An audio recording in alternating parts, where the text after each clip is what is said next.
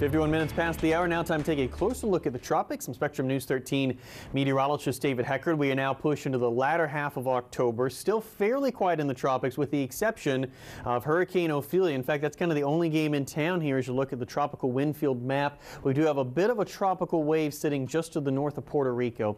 We'll talk about that system here in just a moment. But clearly all eyes at the top of your screen, which is Hurricane Ophelia.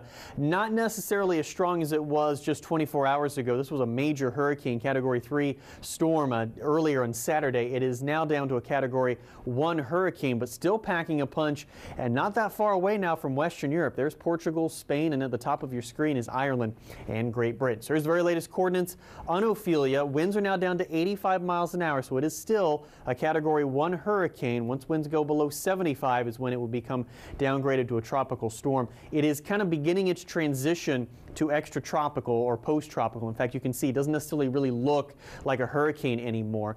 Moving to the north-northeast very rapidly at 38, and the pressure is now beginning to come up, 971 millibars. Wind field chart, you can clearly see a lot of wind out there, but you also notice the winds becoming a little bit more elongated. That is, again, a transitional phase as it becomes an extratropical system, and it's not that far away. These are tropical storm force winds and not terribly far from the coastline of Portugal and Spain. Let me show you the very latest forecast track again. It will likely become post-tropical or extratropical later on tonight, and then the core of the system will move right across Ireland and into northern sections of Great Britain, including Scotland, as we move into the Monday-Tuesday time frame. But keep in mind the time you see right there, that is Eastern time, so this is mainly going to impact them, it looks like, as we head into Monday night, Tuesday across much of Ireland and Great Britain. They're going to be talking about very heavy rainfall and likely wind gusts at times near hurricane force. I want to emphasize, though, this is not going to be a hurricane striking Ireland. The system is going to be officially a post-tropical system, but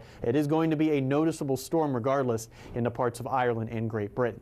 Elsewhere in the tropics, just watching one tropical wave here. This is north of Puerto Rico. There's Puerto Rico, Dominican Republic. Still has a medium chance of development, but this system just does not look very healthy, and the window beginning to close if we're going to see any development. Good news here, though, if it does develop, it's going to lift northward and then eventually head out to sea. Could potentially be a troublemaker for parts of Bermuda, but no threat to the United States. Back here at home, we're going to be talking about better rain and storm chances heading into Monday, with temperatures back, it looks like, into the 80s, basically area-wide. And the 7-day forecast, even higher rain and storm chances arrive on Tuesday as a cold front approaches the area. Temperatures then in the low 80s. We'll be talking about drier conditions for the back end of the work week, but it will stay windy for much of the work week, especially Tuesday through Friday. Another weather check in less than 10 minutes. Right now, live look. Now, Storm Tracker 13.